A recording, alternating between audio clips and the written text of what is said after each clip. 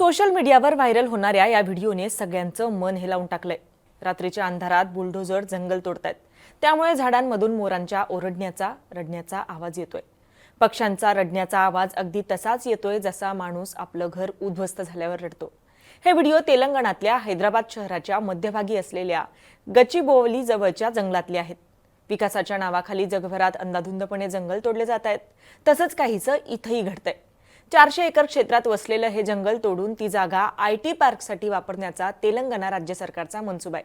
त्यामुळे हे जंगल वाचवण्यासाठी हैदराबाद विद्यापीठाच्या विद्यार्थ्यांचं तीव्र आंदोलन सुरू आहे। या जंगलाचा संपूर्ण वाद नेमका काय आहे? तेलंगणा सरकारला हे विद्यार्थी का भिडलेत? जाणून घेऊयात आजच्या देश विदेशच्या या व्हिडिओच्या माध्यमातून। नमस्कार, मी छाया आणि आपण पाहताय मुंबई तक। जंगलाची ही जमीन हैदराबाद विद्यापीठाजवळ आहे। विद्यापीठ आणि राज्य सरकार दोघंही या जमिनीवर आपला हक्क सांगतात।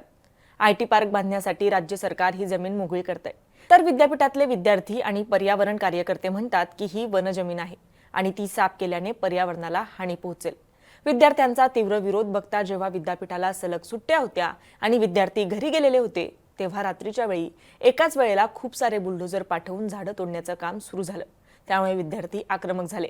या विरोधात विद्यार्थ्यांनी आंदोलन पुकारलं। त्यातल्या जवळपास 50 विद्यार्थ्यांना पोलिसांनी ताब्यात घेतलं। त्यानंतर 2 एप्रिलला विद्यापीठाच्या विद्यार्थी संघटनेने अनिश्चित काळासाठी निषेध सुरू केला आणि वर्गांवर बहिष्कार टाकण्याची घोषणा केली। हे आंदोलन सुरू असताना पोलीस आणि विद्यार्थ्यांमध्ये झटापट झाली।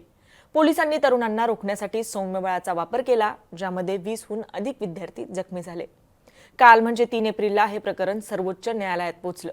या प्रकरणावर चिंता व्यक्त करत न्यायालयाने त्या भागातील झाडं तोडण्यावर अंतरिम स्थगिती दिली आहे। न्यायमूर्ती BR गवई आणि न्यायमूर्ती AG मसीह यांच्या खंडपीठाने तेलंगणा उच्च न्यायालयाच्या रजिस्ट्रारला त्या जागेची पाहणी करण्याचे आणि सर्वोच्च न्यायालयात अहवाल सादर करण्याचे निर्देश दिलेत।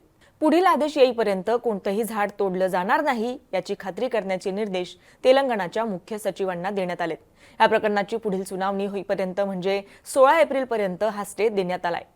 कांचा जंगल हैदराबादच्या मध्यभागी सुमारे 400 एकर क्षेत्रात वसलेलं आहे, जे ग्रीनलँड आहे। त्यात भरपूर झाडं आणि वनस्पती आहेत, जे अनेक प्राणी आणि पक्ष्यांचं निवासस्थान आहेत। कांचा जंगलाला हैदराबादचं फुफ्फुसही म्हणतात।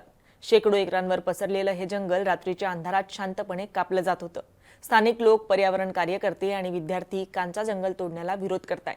त्यांचं म्हणणं आहे की ते राष्ट्रीय उद्यान घोषित केलं पाहिजे, कारण ते 455हून अधिक प्रजातींचं घर आहे। मात्र अनेक दशकांपासून या जमिनीचा वाद सुरू आहे। बिझनेस स्टँडर्डच्या अहवालानुसार सेंट्रल हैदराबाद विद्यापीठाचा दावा आहे की त्यांना 1975 मध्ये 2324 एकर जमीन देण्यात आली होती आणि ही 400 एकर जमीन त्याचाच एक भाग आहे। तर 2022 मध्ये उच्च न्यायालयाने विद्यापीठाच्या दाव्याला सिद्ध करण्यासाठी कोणतेही कायदेशीर कागदपत्र अस्तित्वात नसल्याचा आदेश दिला। सर्वोच्च न्यायालयानेही हा निर्णय कायम ठेवला। आता हे प्रकरण पुन्हा तेलंगणा उच्च न्यायालयात पोहोचलंय। या प्रकरणावरून आता काँग्रेसवर मोठ्या प्रमाणात टीका केली जाते। विरोधी पक्ष BRSने काँग्रेस आणि राहुल गांधींना लक्ष्य करत एक्सवर लिहिलंय, काँग्रेसची मोहब्बत की दुकान आता हैदराबाद विद्यापीठात पोहोचली आहे। राहुल गांधी संविधान हातात घेऊन प्रचार करतायत, तर त्यांचं सरकार उलट करतंय। हे प्रेमाचं दुकान नाही, तर विश्वासघाताचं बाजार आहे, असंही त्यांनी म्हटलंय। तर BRSचे कार्यकारी अध्यक्ष KT रामाराव म्हणालेत, राहुल गांधींनी मुंबईतील आरे जंगल आणि छत्तीसगडमधील हसदेव जंगलासाठी आवाज उठवला। मग आज त्यांच्या पक्षाचं सरकार विद्यार्थ्यांवर अत्याचार करत असताना आणि पर्यावरणाचा नाश करत असताना ते गप्प का आहेत, असाही प्रश्न त्यांनी उपस्थित केलाय। आता या प्रकरणात काय होईल? तुम्हाला या जंगलतोडीविषयी काय वाटतं? आम्हाला कमेंट करून नक्की कळवा आणि मुंबई तकला जर आपण नवीन असाल तर मुंबई तक चॅनलला सबस्क्राईब करायला विसरू नका। धन्यवाद।